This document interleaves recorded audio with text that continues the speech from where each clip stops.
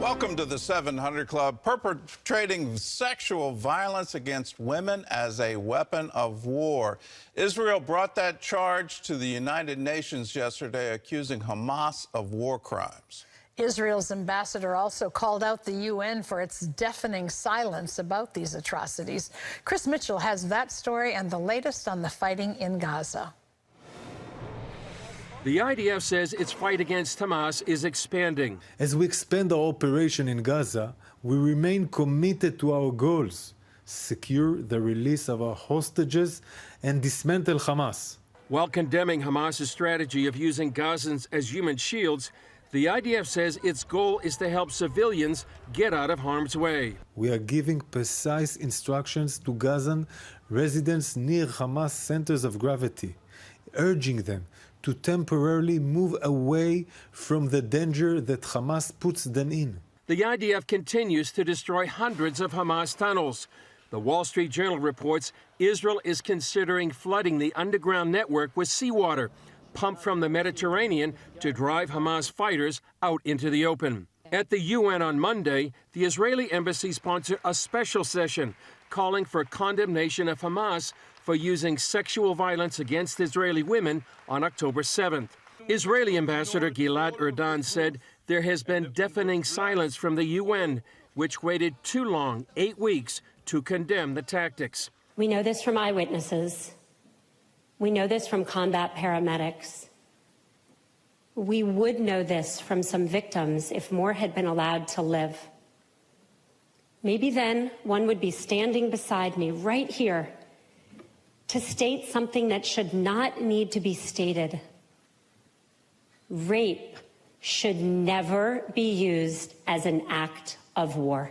Keynote speaker Sheryl Sandberg, the former COO of Facebook, condemned the use of sexual violence. Hamas said the accusations were unfounded lies to demonize Palestinian resistance. The world has to decide who to believe.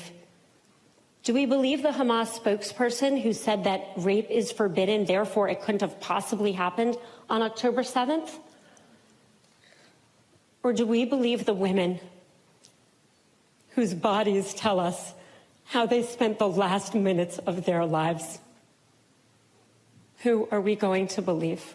About a dozen Israeli women are still held hostage by Hamas.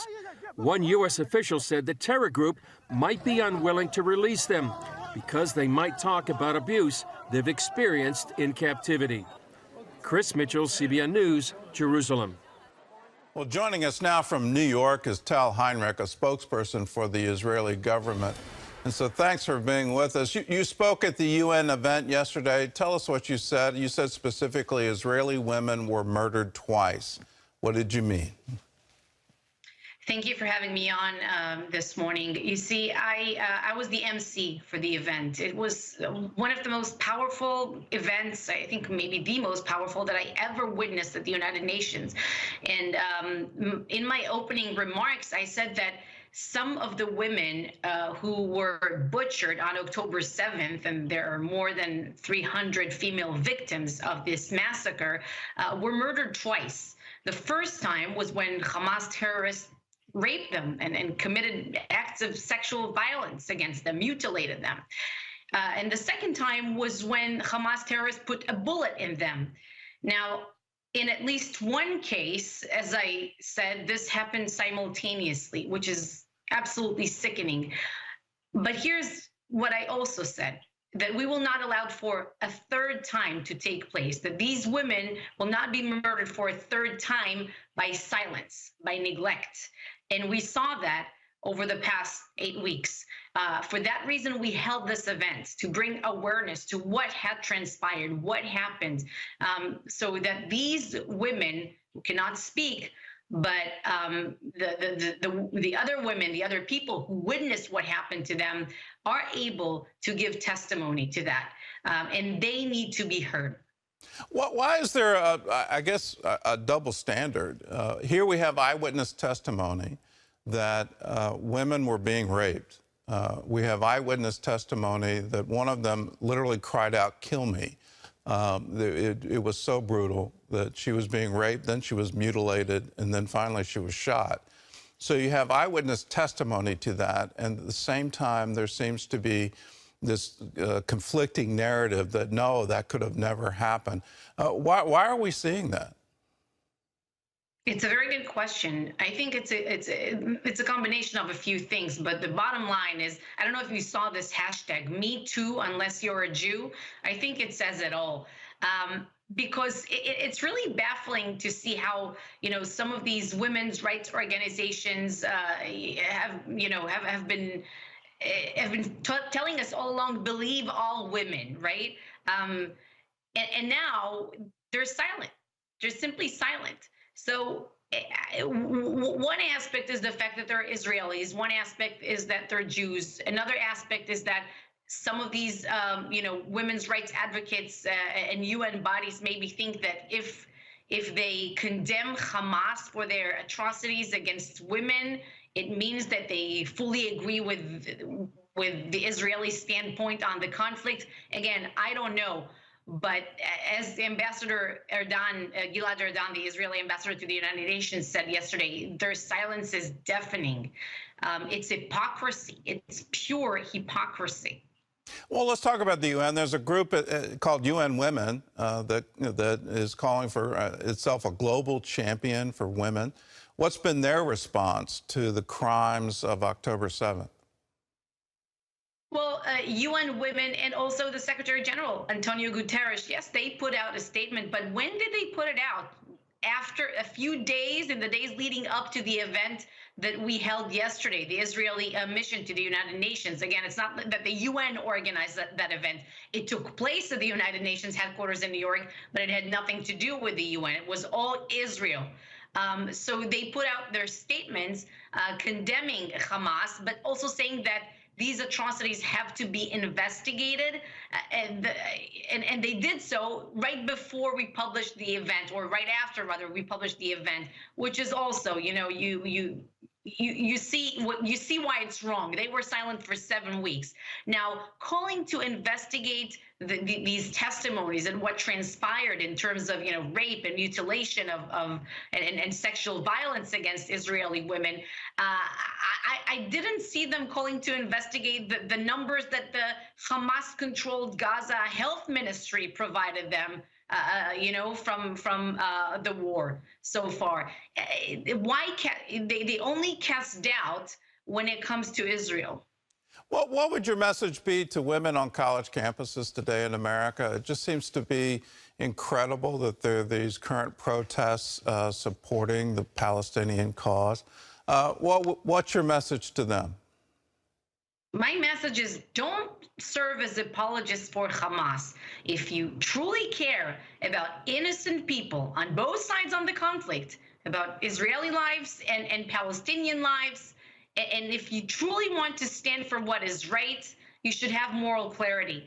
And people should remember that all of what happened, all of the people who were killed, all of the people who were injured, all of the women who were raped over the past 8 weeks since October 7th and until now, would have been safe today if it wasn't for Hamas's atrocities. That's what we need to remember, if it wasn't for Hamas.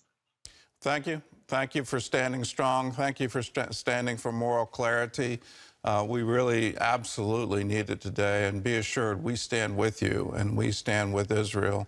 And we absolutely stand against rape as some kind of weapon of war. It seems the record's quite clear. The Hamas fighters were schooled to do that, and that they need to be held accountable. That is an absolute crime.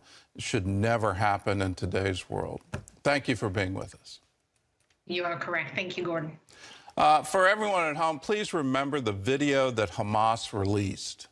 You don't need any more evidence than the women being paraded in Gaza, the ones who were captured.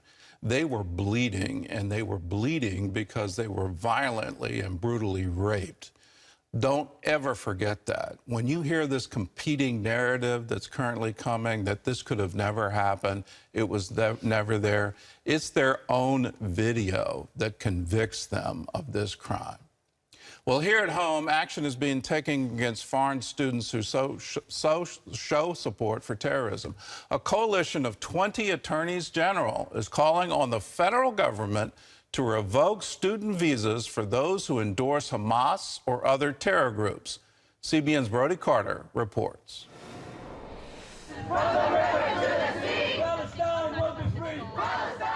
These are people that are here because we allow them to be here. And if they're going to engage in this sort of support of terrorists, we need to get them out of here. The letter, written by Arkansas Attorney General Tim Griffin, calls on the State Department and Homeland Security to, quote, vigorously renew vetting of foreign student visa holders and promptly remove anyone who has endorsed or espoused terrorist activity or provided material support to foreign terrorist organizations. I would say most of them also don't support terrorism. Most people who are here on a student visa are here to study and to learn about American culture. But those that are supporting terrorism shouldn't be in our country. Iowa's AG Brenna Bird also signed the letter.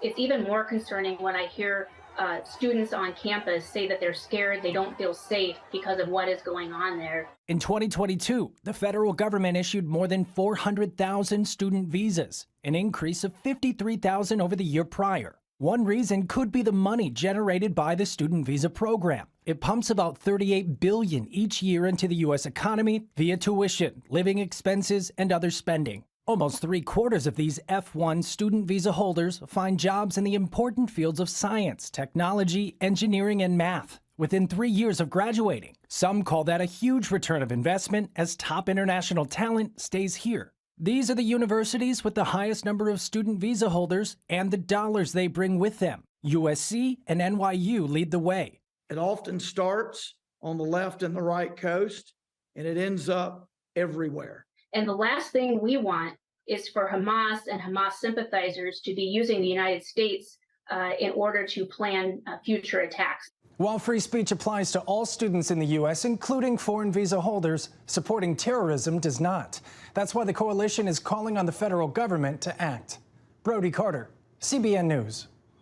And you too can call on the federal government to act. When you see the money trail here, it starts to bring clarity to, and it's not moral clarity, but it does bring clarity to why university presidents are slow to condemn anti-Semitism.